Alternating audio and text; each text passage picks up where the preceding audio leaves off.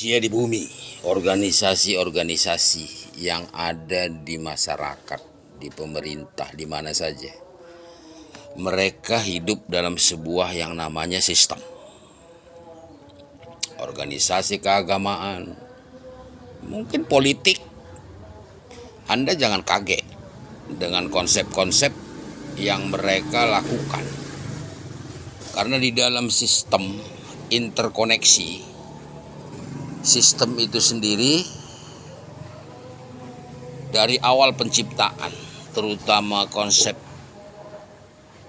transfer ilmu atau transfer energi, apa yang kita katakan listrik, itu ada beberapa sistem.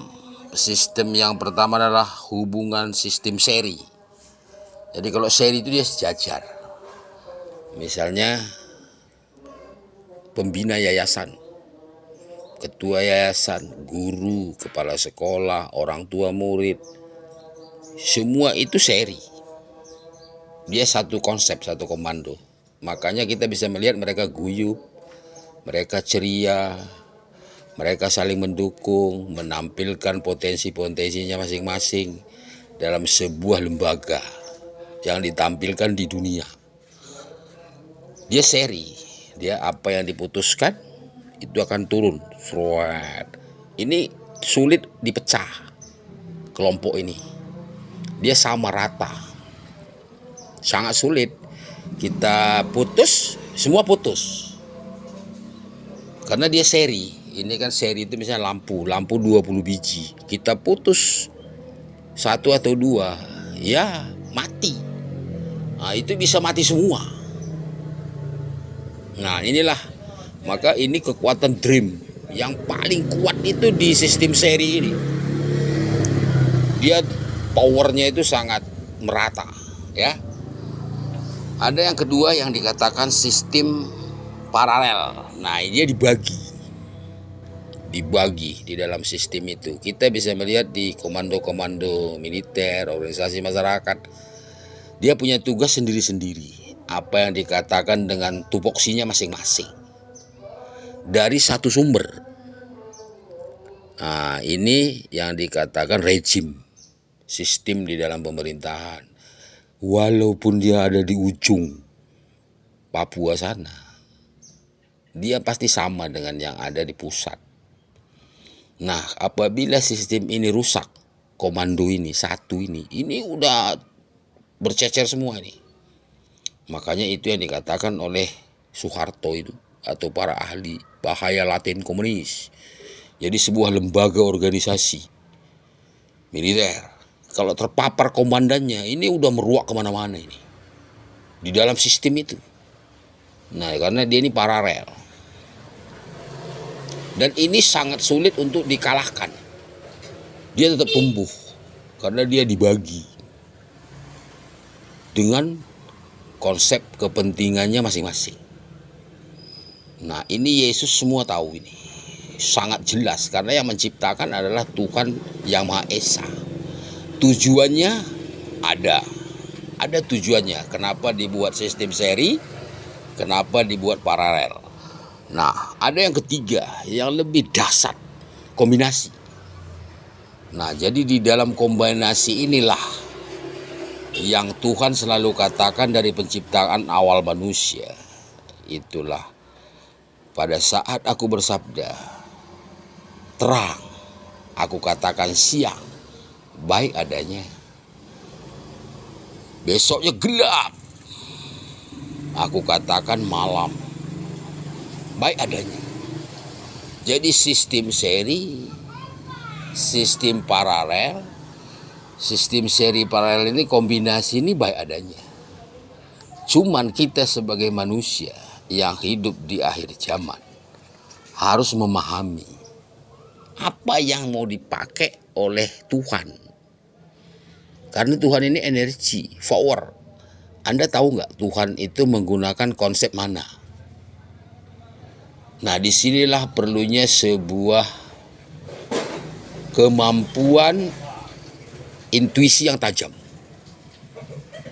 Intuisi yang tajam yang selalu dari sisi behavior, dari sisi firman, dari sisi perkataan, dari sisi perbuatan, Yesus sampaikan kepada umat manusia.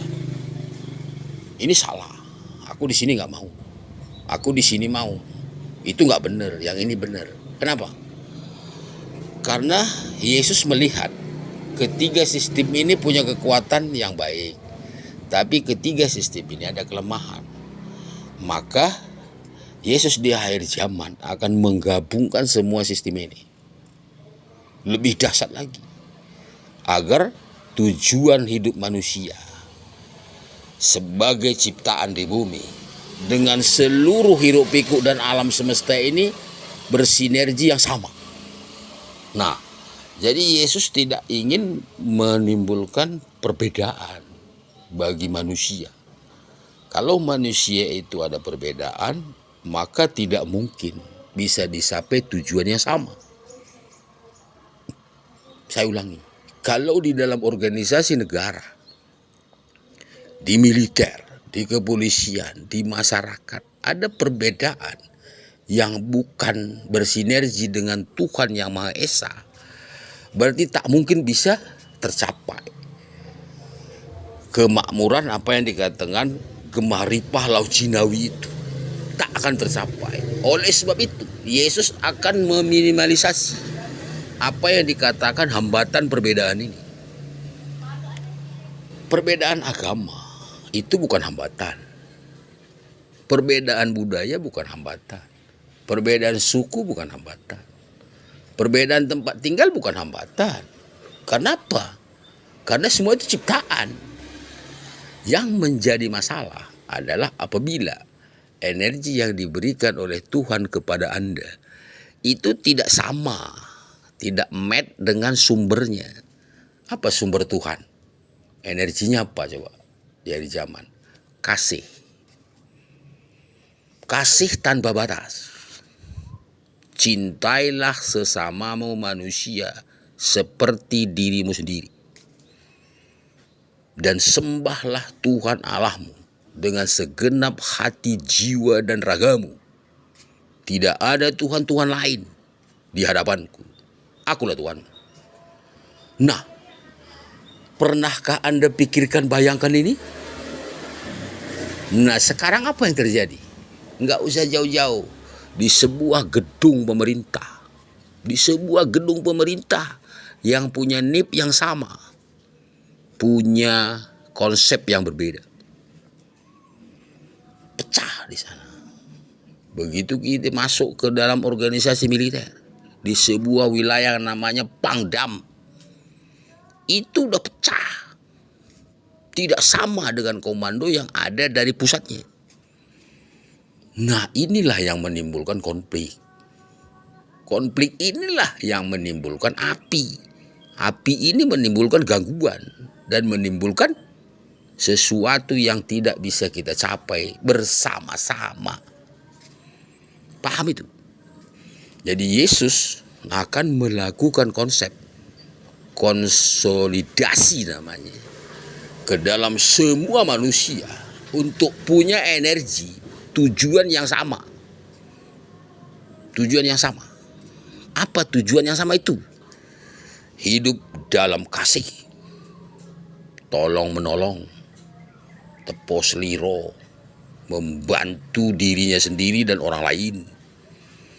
Kalau ada permasalahan akan dia berikan kekuatannya, jiwa dan raganya, bahkan materi yang ada dalam dia, kemampuan dia secara pengetahuan maupun finansial untuk mencapai tujuan apa yang dikehendaki oleh Tuhan Yang Maha Esa. Kasih. Nah, di sini dia.